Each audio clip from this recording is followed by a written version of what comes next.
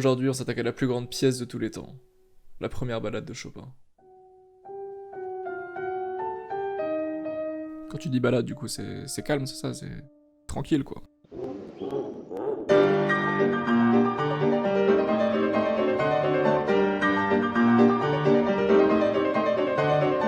Hop, hop, hop, pas trop vite. On en oublie les politesses. Reprenons. Chopin, c'est lui. Il est né en 1810 et mort en 1849, donc sacrément jeune. Et c'est juste le plus grand compositeur de l'histoire du piano. Ça, c'est mon avis, j'avoue. Mais c'est pas que moi qui le dis, hein, je vous assure. Bref, je suis pas là pour vous faire un exposé sur Chopin, donc on va pas retracer toute sa biographie, même si j'en serais très heureux. Non, aujourd'hui on va se pencher sur une pièce. Un chef-d'œuvre de 10 minutes, parcourant toutes les émotions qu'un être humain puisse ressentir. Une musique qui est si magique que 200 ans après, elle me pousse à lui consacrer une vidéo entière. J'ai nommé La première balade de Chopin. Pièce en sol mineur, l'œuvre débute sur une montée arpégée de la bémol majeur joué avec les deux mains et... Non je rigole, on va pas pousser l'analyse musicale aujourd'hui. Parce que vous savez quoi, et bah la musique et l'art en général, ça a pas besoin d'être intrinsèquement compris pour être apprécié. On écoute, on insulte la putain de tuberculose qui a tué Chopin quelques décennies trop tôt, et on replay une fois arrivé au bout du morceau. Mais si on se laisse là maintenant, j'ai peu d'espoir pour que t'écoutes le morceau en entier. Après tout, qu'est-ce qui pourrait bien justifier que tu m'accordes ces 10 minutes de ton temps? Eh ben, laisse-moi t'en prendre encore quelques-unes pour te convaincre. Si en entendant le mot balade, t'as imaginé que la pièce en question était calme et tranquille, et bah tu t'es trompé, tu t'es sacrément trompé. Il y en a des passages doux qui t'enveloppent comme ça, où chaque note est touchante.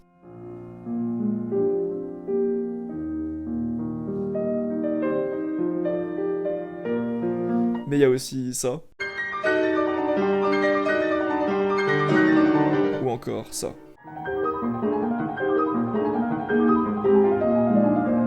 Quand je disais que le morceau pouvait parcourir en 10 minutes toutes les émotions qu'un être humain était capable de ressentir, je rigolais pas. Ok, c'était un peu pour faire une intro stylée, certes, mais le morceau est hyper varié, y a pas une minute qui se ressemble. Bon, à ce stade, imaginons que je t'ai convaincu. Tu vas me demander quoi taper dans la barre de recherche pour écouter cette merveille que je te vends comme un marchand de tapis depuis presque 3 minutes. Déjà, t'es malade, tu feras ça après, moi je tire mon watch time. Et ensuite, soit tu cliques sur le premier lien en description, soit tu tapes Chopin balade 1, Christian Zimmermann. Et là tu me demandes naturellement, mais qui est Christian Zimmermann? Ok, alors Zimmermann, c'est lui. T'as pu le voir au tout début de l'épisode sur les passions, et c'était pas dû au hasard. Pour t'expliquer qui c'est, il faut que je t'explique un petit peu comment fonctionne le game du piano classique. Quand t'es un pianiste classique d'un niveau exceptionnel, t'as deux choix qui peuvent s'offrir à toi. Le premier, c'est de devenir compositeur, comme Chopin, de laisser des marques de ton âme dans des pièces que tu offres au monde. Le deuxième choix, c'est d'être tellement subjugué par la beauté des compositions des autres que tu deviens interprète, et t'essayes de jouer au mieux ces pièces que t'adores. Je dis adorer parce que c'est tellement de travail de les apprendre et de les perfectionner qu'il faut soit adorer ça, soit être complètement baso. Bref, Chopin, il a pas marqué que moi. Depuis 1927, un concours est organisé tous les 5 ans à son effigie, le concours Chopin. Il y a des rounds où les pianistes ont le choix entre différentes pièces de Chopin, et à la fin ils jouent un des deux concertos, donc avec tout plein d'autres musiciens et ça doit être trop bien et beaucoup trop stressant en même temps. Bref, en 1975, il y a un Polonais qui débarque honorer comme il se doit le pays de Chopin en remportant la première place à seulement 18 ans. C'est Zimmermann. D'ailleurs sur sa page Wikipédia, j'ai lu ça, et je trouve ça trop stylé. Je cite: en tant que chef d'orchestre, il a notamment enregistré les deux concertos de Chopin, en dirigeant l'orchestre depuis le piano, à la façon des virtuoses du 19e siècle. Cette vidéo, je l'ai appelée la plus grande pièce de tous les temps. Mais j'aurais pu l'appeler le plus grand compositeur de tous les temps pour parler de Chopin, ou le plus grand interprète de tous les temps pour parler de Zimmermann. Et c'est là où tu comprends tout l'amour que j'ai pour ce morceau. Pour moi, c'est la plus belle pièce créée par le plus grand compositeur et jouée par le plus grand interprète de tous les temps. Putain, ça en fait des titres de vidéos stylés. Et c'est surtout pour ce passage que t'entends en fond que c'est pour moi un si grand chef-d'œuvre. Après une minute de montée progressive et de tension créée encore et encore, vient le climax, et ça, c'est magnifique, c'est indiscutable.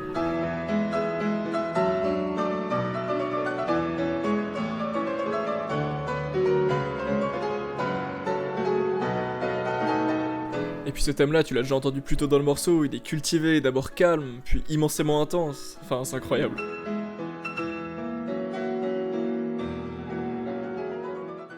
L'autre passage du morceau qui est très réputé, c'est certainement la fin, la coda comme on l'appelle. Tu peux définitivement éliminer l'idée de balade tranquille que t'avais. Là, c'est un sprint final, chaotique, à la vitesse du son.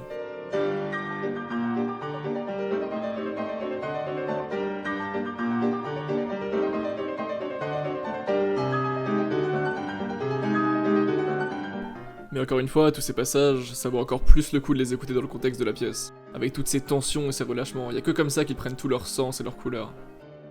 Mais ouais, pour moi, c'est peut-être la plus belle mélodie de tous les temps. Sauf si...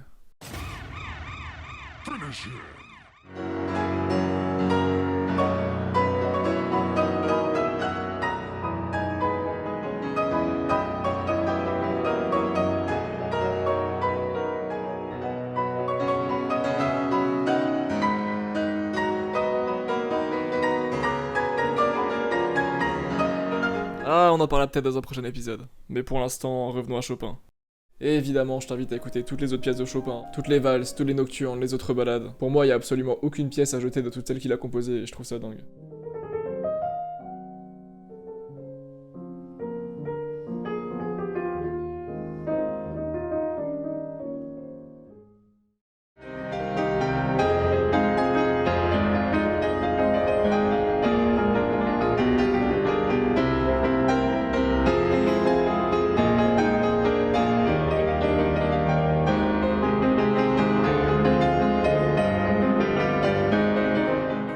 La vidéo pourrait s'arrêter là, mais je voulais encore te parler d'un dernier truc, te raconter une dernière histoire. Je t'ai parlé de Liszt dans un épisode précédent et de Chopin dans celui-ci, donc c'est nickel, tu les connais tous les deux. Et bah eux aussi ils se connaissaient. Et un jour, alors que je travaillais justement sur un dossier sur la musique romantique, pour un cours d'anglais dans ma licence, je suis tombé sur une histoire, sur la page Wikipédia de Chopin. Un peu caché, il faut scroll pas mal, explorer quelques paragraphes et finalement on tombe là-dessus. Relation de pianiste entre Chopin et Liszt. La relation entre les deux plus grands pianistes de la première moitié du 19e siècle est à la fois complexe et caricaturale. Quelques témoignages d'amis des deux hommes restent la meilleure clé pour comprendre cette facette de la personnalité de Chopin. Il est assez difficile de résumer à la fois la volonté des deux artistes de se perfectionner dans leur domaine propre, mais aussi de s'affronter dans la course artistique. Le témoignage le plus caractéristique est le suivant. Chopin jouait rarement. Liszt au contraire jouait toujours, bien ou mal. Un soir du mois de mai, entre 11h et minuit, la société était réunie dans le grand salon. Liszt jouait un nocturne de Chopin, et selon son habitude, le brodait à sa manière, y mêlant des trilles, des trémolos et des points d'orgue qui ne s'y trouvaient pas. À plusieurs reprises, Chopin avait donné des signes d'impatience. Enfin, n'y tenant plus, il s'approcha du piano, et il dit à Liszt avec son flegme anglais « Je t'en prie mon cher, si tu me fais l'honneur de jouer un morceau de moi, joue ce qui est écrit, ou bien joue autre chose. Il n'y a que Chopin qui ait le droit de changer Chopin. » « Eh bien, joue toi-même, dit Liszt en se levant un peu piqué. « Volontiers, dit Chopin. » À ce moment, la lampe fut éteinte par un phalène étourdi qui était venu s'y brûler les ailes. « Non !» s'écria Chopin. « Au contraire, éteignez toutes les bougies.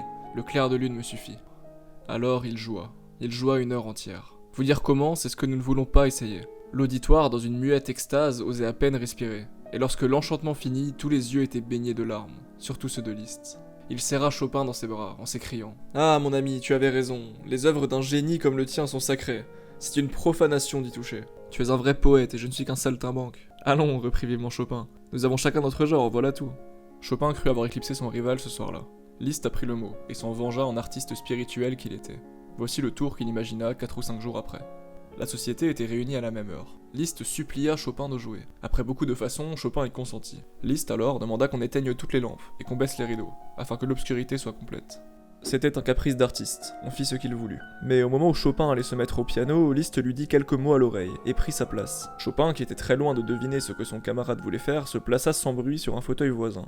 Alors Liszt joua, exactement toutes les compositions que Chopin avait fait entendre dans la mémorable soirée. Mais il sut les jouer avec une si merveilleuse imitation du style et de la manière de son rival, qu'il était impossible de ne pas s'y tromper. Et en effet, tout le monde s'y trompa.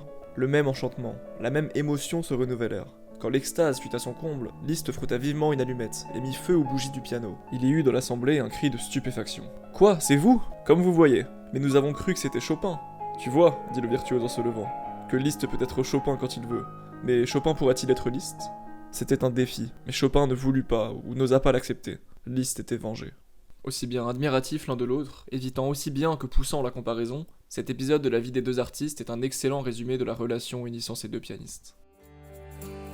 Si je me suis permis de rallonger cette vidéo de presque 4 minutes avec cette histoire, c'est parce que je la trouve géniale. Elle raconte une amitié tellement singulière entre deux hommes extraordinaires qui ont marqué l'histoire. Ce mélange de rivalité et d'admiration, je trouve ça super inspirant. Franchement, on dirait une scène de film. Je crois que cette fois-ci, on a fait le tour. C'était la vidéo qui me tenait le plus à cœur et j'espère qu'elle t'a plu. Si oui, ton like, ton abonnement et ton commentaire sont les bienvenus. C'est pas évident de vulgariser la musique classique et j'espère que c'était pas trop ennuyant. J'espère que j'ai réussi à te faire ressentir au moins un petit peu de toutes les émotions que ça peut créer. On se revoit vite, prends soin de toi et à la prochaine.